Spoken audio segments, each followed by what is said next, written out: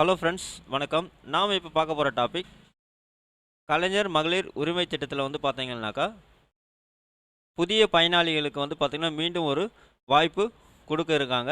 அது எப்போ அப்படின்றத பற்றி தான் நம்ம இந்த வீடியோவில் ஃபுல்லாக பார்க்க போகிறோம்.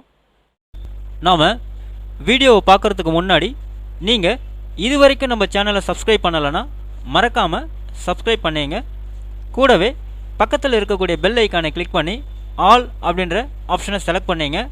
அப்போ தான் நம்ம சேனலில் போஸ்ட் பண்ணுற எல்லா வீடியோஸினுடைய நோட்டிஃபிகேஷன் உங்களுக்கு உடனே கிடைக்கும்.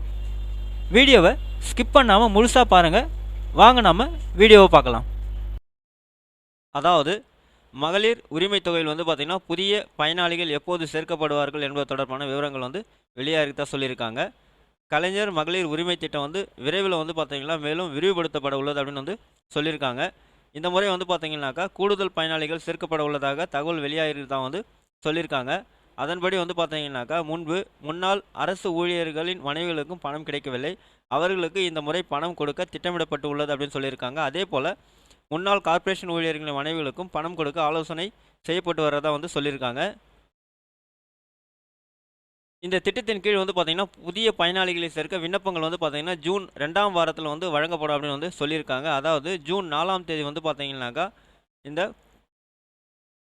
பார்லிமெண்ட்டு எலெக்ஷன் ரிசல்ட் வந்ததுக்கப்புறம் தேர்தல் விதிகள்லாம் பார்த்தீங்கன்னா தளரும் அப்படின்னு சொல்லியிருக்காங்க. அதனால் அதற்கு பின்பே விண்ணப்பங்களை கொடுக்க முடியும். அதற்கு பின்னே விண்ணப்பம் கொடுக்கப்படும் அப்படின்னு சொல்லியிருக்காங்க. இந்த திட்டத்தில் கடந்த ஜனவரி மாதம் கூடுதல் பயனாளிகள் சேர்க்கப்பட்டனர் அப்படின்னு சொல்லியிருக்காங்க. இந்த நிலையில் இந்த மாதம் இதே திட்டம் மறுவாழ்வு முகாம் பெண்களுக்கும் விரிவுபடுத்தப்பட்டுள்ளது. அதற்கான ஆணையை வெளியிட்டிருக்கதான் சொல்லியிருக்காங்க. அதே போல் இதுவரை விடுபட்ட பெண்களுக்கும் பணம் அனுப்பப்பட முடிவு செய்யப்பட்டுள்ளது அப்படின்னு சொல்லியிருக்காங்க. கலைஞர் மகளிர் உரிமை தொகை திட்டத்தில் கடந்த ஜனவரி மாதம் கூடுதல் பயனாளிகள் சேர்க்கப்பட்ட நிலையில் 90% மகளிருக்கு உரிமை தொகை சேர்ந்து விட்டது அப்படின்னும் தகுதியான ஒரு சிலர் விடுபட்டு இருந்தால் அந்த பட்டியலை மாவட்ட ஆட்சியரிடம் வழங்க திமுகவினருக்கு அமைச்சர் உதயநிதி ஸ்டாலின் பார்த்தீங்கன்னா அறிவித்திருக்கு தான் சொல்லியிருக்காங்க. தேர்தலுக்கு பின் இவர்களுக்கும் பணம் வழங்கப்படும் என்று தெரிவிச்சிருக்கிறாங்க. ஏற்கனவே கலைஞர் மகளிர் உரிமை திட்டத்தின் கீழ் கடந்த ஜனவரி மாதம் மேலும் சில பயனாளிகளுக்கு பணம் அளிக்கப்பட்டது. கடந்த 2 மாதங்களுக்கு முன்பு தான் இந்த திட்டத்தில் மீண்டும் சேர 11,80,000 பேர் விண்ணப்பம் கொடுத்துள்ளனர். அக்டோபர் இறுதி வரை இவர்கள் விண்ணப்பம் கொடுத்தனர். இப்போது 1.7 கோடி பேருக்கு பார்த்தீங்கன்னா இந்த பணம் கொடுக்கப்பட்டு வரதா சொல்லியிருக்காங்க. தேர்தலுக்கு பின் மேலும் சிலருக்கு இந்த திட்டத்தில் பணம் வழங்கப்பட உள்ளதா அப்படின்னு தெரிவிச்சிருக்காங்க. தேர்தலுக்கு பின் புதிதாக விண்ணப்பங்கள் ஏற்கப்பட உள்ளன அப்படின்னு சொல்லியிருக்காங்க.